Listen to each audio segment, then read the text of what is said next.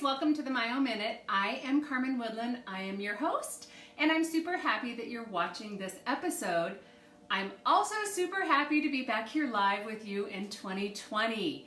If you have been following me for a while, you know that my team and I took some much needed rest to work on our content and our creativity and just rest. So I'm super excited to be back here. If I am new to you, you have no idea who I am. Let me tell you who I am, what I do, so that you can understand why I'm qualified to be talking with you here today. So I own Integrative Myofunctional Therapy. I also do many things, and a lot of people are like, hey, what's myofunctional therapy? So some of the things that I do when I do my myofunctional therapy work is I'm a speaker, a writer, an educator. I'm a teacher, a trainer, a coach, a mentor, a business strategist for other myofunctional therapists who have other businesses. I'm an airway advocate, a wellness advocate, a myofunctional therapist. I have a big global practice, so I see clients just like this online all over the world so that I can bring this important therapy to them wherever they are. So that's what I do. If you're new to me, you're saying, what's myofunctional therapy and how the heck does it relate to wellness? So I'm happy to give you my elevator answers for those because I'm getting pretty well practiced. First of all, myofunctional therapy is like physical therapy for your mouth and face muscles. So I help my clients rehabilitate their oral structures and improve oral function. Okay, so what does that have to do with your wellness, right? It actually has a lot to do with your wellness because if you have myofunctional impairment, it's going to put some bumps in your wellness path for sure. So if you have things like mouth breathing, snoring, sleep apnea, open mouth resting posture, meaning your mouth just hangs open. If you have tongue tie, tongue thrust, anything like that, those things are going to cause significant concerns with how you breathe, how well you breathe, digestion concerns, the development of your face, sleep quality, sleep quantity, speech, lots of things, lots of concerns. So they really do tie together. So coming back to 2020 to get started with my education events, I wanted to talk about one of the things that's so important to me. And if you've been following me, you know this, it's kids and it's airway, because I say this all the time, kids don't have a voice. They don't have a dog in this fight.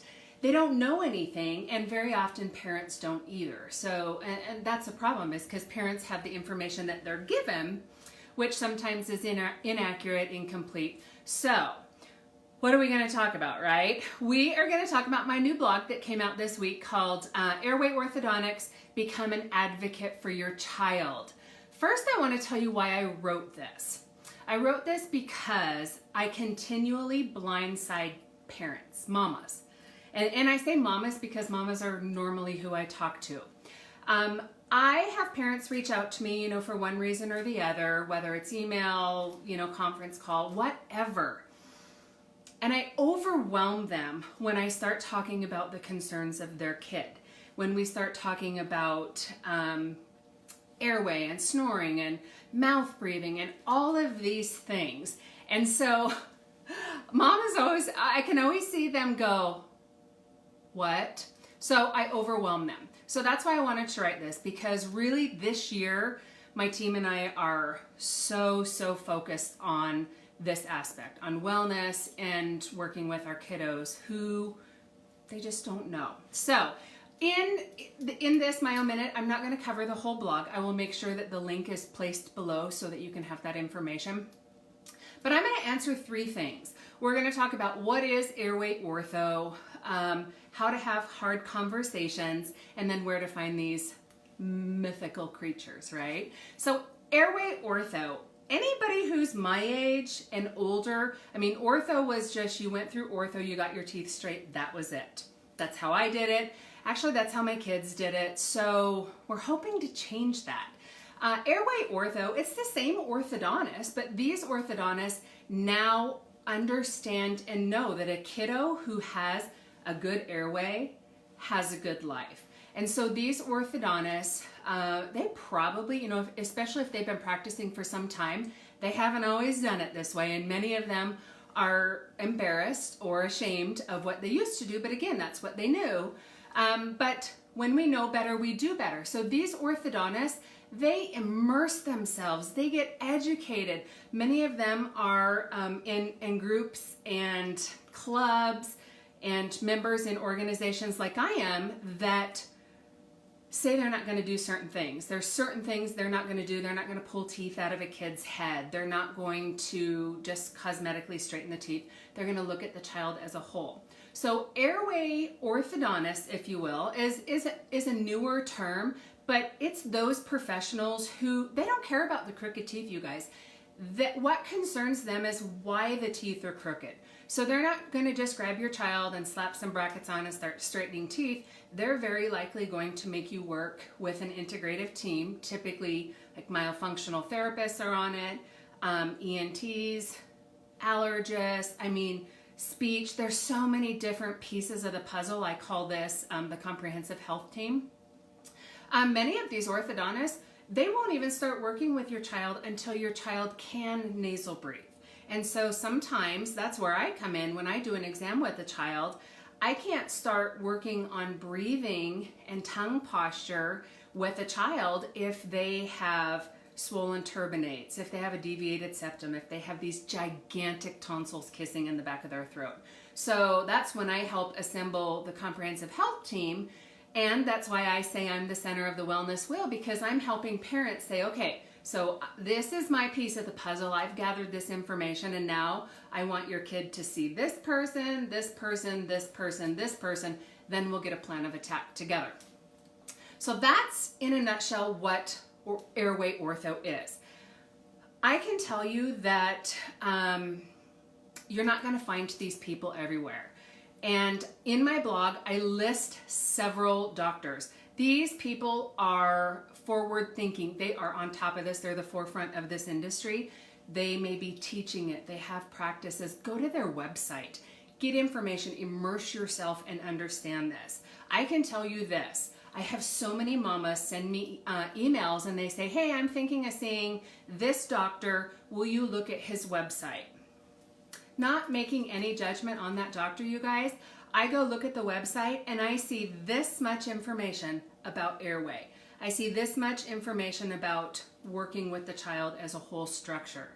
I feel like if it's a specialty, and especially with the epidemic of how our faces are developing and how kiddos are having airway crisis and we're having kids slip through the cracks with sleep apnea, if this is your specialty, it should be on the front page. Absolutely. It should be right there to educate parents. So that's what I always tell mamas, like, well, it doesn't really have the information that I really would want to see. So that's a big red flag.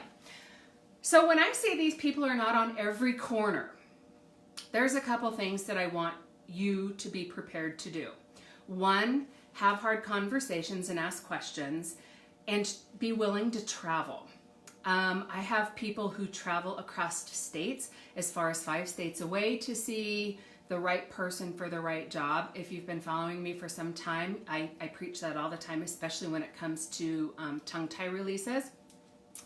And don't take the cheap, easy way out. It's ripping off your child, and eventually it could be regretful. And some of the reason that parents, mamas, make these decisions is because they're intimidated. They don't want to make waves. They don't want to rock the boat. They feel like questioning the doctor who says, I want to pull teeth out of your child's face, or I want to put maybe, a tongue crib in the roof of the mouth.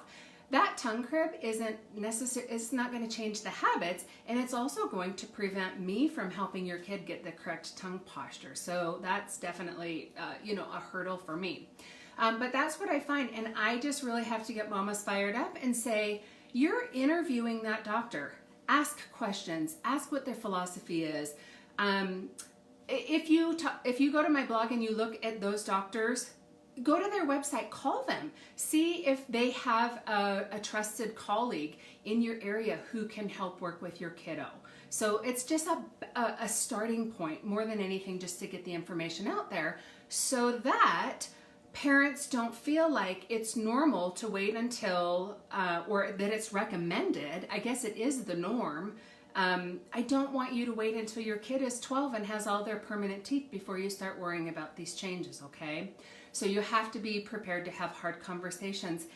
And if it doesn't sit well with you, then rock the boat. Get out of there. You know, I tell my clients, leave the building like it's on fire, okay? So that talks about the 3 things that I wanted to talk about. So what should you do if you have concerns?